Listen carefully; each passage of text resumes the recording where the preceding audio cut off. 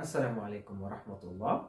هنتكلم النهاردة عن موضوع جديد وهو متعلق بالتخسيس وأمراض القلب والسكري من النوع التاني. إيه هو الموضوع دوت؟ هو السيماجلوتايد. إيه هو السيماجلوتايد أو حبوب السيماجلوتايد؟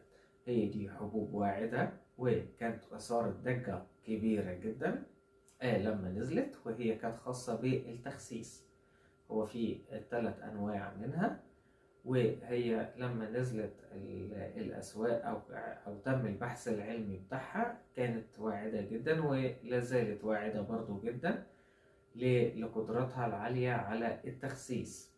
والبحث اللي معانا الجديد النهاردة هو بيتكلم عليها وعلى فوائدها بالنسبة للناس اللي عندها مشاكل في القلب أو اللي عندها المرض السكري من الدرجة التانية.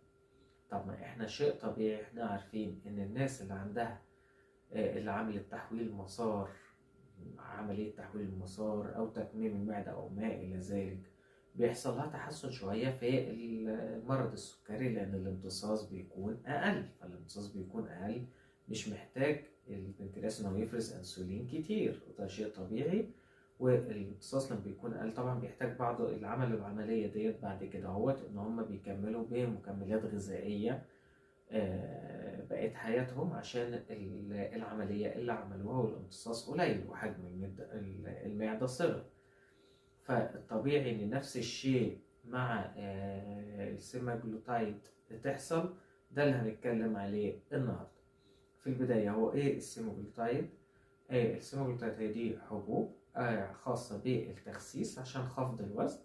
طب هو ايه الموضوع اللي حصل عليها وايه اللغط الكتير اللي حصل عليه والضجة الطبية اللي حصلت؟ هي الضجة الطبية دي كانت شيء طبيعي لأن كل الدراسات العلمية الخاصة بيها أثبتت إن المرضى أو الناس اللي عندها سمنة أو عاوزة تخس أو عاوزة تقلل وزنها بيقدروا إن هم يخفضوا الوزن 15% تقريبا خلال العام الأول من استخدامه. طيب هي 15% ديت حاجة تعتبر كبيرة في خلال عام، خلال سنة أقل 15% من وزني، دي حاجة تعتبر كبيرة؟ هي تعتبر كبيرة، وخصوصا إن أنت ما عملتش عمليات ولا دخلت غرفة عمليات ولا خضعت للتخدير، وفي نفس الوقت بتاكل وبتشرب اللي أنت عاوزه. هي دي النقطة أو المعجزة الطبية. طب إزاي هم عملوا حاجة زي كده وبتشتغل إزاي وبتشتغل على إيه؟ هو السيماجلوتايد هو طبعا كان أثار ساعتها ضجة كبيرة، بس هو نموذج أو محاكاة لهرمون طبيعي الجسم اوريدي بيعمله. الهرمون دوت هو إيه؟ هو الجي ال بي 1. الهرمون ده وظيفته إيه؟ ده بيحفز البنكرياس إن هو يفرز الأنسولين مع وجود السكر في الدم أو ارتفاع السكر في الدم. دي أول حاجة هو بيعملها الهرمون دوت. النقطة التانية إبطاء عملية الهضم، بيبطأ شوية عملية الهضم، فلما بيفضل الأكل في المعدة والأمعاء فترة فبيديلك إحساس بالشبع، بيقلل الأكل اللي أنت عاوز تاكله وبيديلك شعور بالشبع لفترة أطول. ودي من الحاجات اللي بتفيد في التخسيس طبعا. النقطة التالتة كمان هو بيدي إشارات للمخ، بيخبر مركز الشبع في الدماغ إن الجسم مش جعان، ان الجسم مش جعان، فده بيدي برضو يخليك ما تاكلش. هي دي النقطة، دي 3 حاجات اللي بيشتغل عليهم، وهو ده المحاكاة لان ده علاج هرموني. طيب هو العلاج ده موجود بالفعل ومتداول وبنفس الاسم؟ لا، هو مش بنفس الاسم، هو ليه 3 أدوية. الدواء الأولاني هو الأوزمبيك، وهو دوت حقن بتتاخد أسبوعيا، هي بس بتبقى غالية شوية طبعا. في نوع تاني هو يوجوفي، وده برضو حقن بتتاخد أسبوعيا، بس بتختلف طبعا بحسب التركيز بتاعها. 1 مللي جرام وبتوصل لحد 2.4 مللي جرام، وده بيبقى أقوى شوية وبحسب التركيز طبعا بتاعه. النوعين دول حقن. في نوع آخر، نوع اللي هو التابلت، اللي هو ريبليسوس، وده أقراص، بتبقى أقراص يومية للناس اللي بتحبش مسألة الحقن ديت. طيب هو ده علاج واعد؟ هو علاج طبعا واعد. والدراسة الأخيرة اللي احنا بنتكلم عنها النهاردة هي ديت أثبتت إن الناس اللي بتستخدم السيماجلوتايد دوت، بحبوب السيماجلوتايد ده بيأثر إيجابيا على القلب وبيريح القلب. وبيقلل من أمراض القلب ومشاكل القلب. النقطة التانية كذلك السكري من النوع التاني. ليه؟ لأن أنت خفضت أصلا أوريدي الأكل اللي بيدخل الجسم، أنت بتاكل كميات قليلة. النقطة التانية هو بيخلي البنكرياس لو السكر عالي في الدم بيخلي البنكرياس يفرز أنسولين بكميات كبيرة. عشان إيه؟ عشان يخفض مسألة السكريات دي. فهو كعلاج واحد، بس طبعا ليه أثر جانبي طبعا. الأثر الجانبي إيه؟ هو طبعا النقطة دي بس إحنا عاوزين نتكلم عن النقطة الخاصة بالقلب، إن مسألة الأكل الكتير مجهد للقلب، ودي الحاجة اللي تلفت الأنظار في البحث دوت.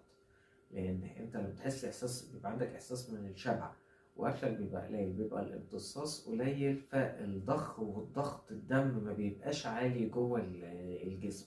بالإضافة لإفراز الأنسولين بانتظام، ده بيخفض السكريات اللي موجودة جوه الجسم. فدي حاجة من الحاجات اللي بتريح القلب، وعلى اللونج ران، مش على الشورت ران بس، أو الشورت تير، لا ده على اللونج ران كمان. طيب هو الدواء الواحد ده اللي أثار ضجة كبيرة وهو علاج هرموني، طبعا الحاجات دي بتتخدش غير طبعا تحت إشراف طبيب. النقطة التانية، في تحاليل الأول بتتعمل عشان نشوف في إمكانية الجسم هينسجم مع أي واحد من التلاتة دول، والجرعات بتاعتها وما إلى ذلك. فمحدش يروح يجيبه طبعا من الصيدلية ويستخدمه استخدام منفرد، وخصوصا إن أنا هقول لكم دلوقتي إيه هي الأضرار بتاعته. طيب طبعا هو اثبت قدره عاليه جدا على مساله خفض الوزن بدون طبعا عمليات ولا اي حاجه. المشكله بتاعته ايه طيب، او ايه المشاكل بتاعته اللي هي الاثر الجانبي او الجانب المظلم من الدواء؟ هو الجانب المظلم من الدواء في بعض الحالات، بس هو بيقال عنها ان هي حالات نادره، ان عملت التهاب في البنكرياس ومشاكل في الكلى. وفي كمان خصوصا دواء اللي هو الحقن بتاعت اوزيمبيك، هي بتعمل مشكله في تجاعيد الوجه، بيسميه وجه اوزيمبيك، بتبقى فيه تجاعيد كده في الوش. ده من الاثار الجانبيه بتاعته. ممكن برضو يصاحبه اسهال او امساك شديد، والاضافه ممكن قيء والغثيان. دي الحاجات الاثار الجانبيه بتاعته دي كلها. لا ده طبعا ده اللي معروف لينا، لكن الناس اللي هتستخدمه على اللونج تيرن بقى وبعد كده اهوت الدراسات التانية هي اللي هتبين.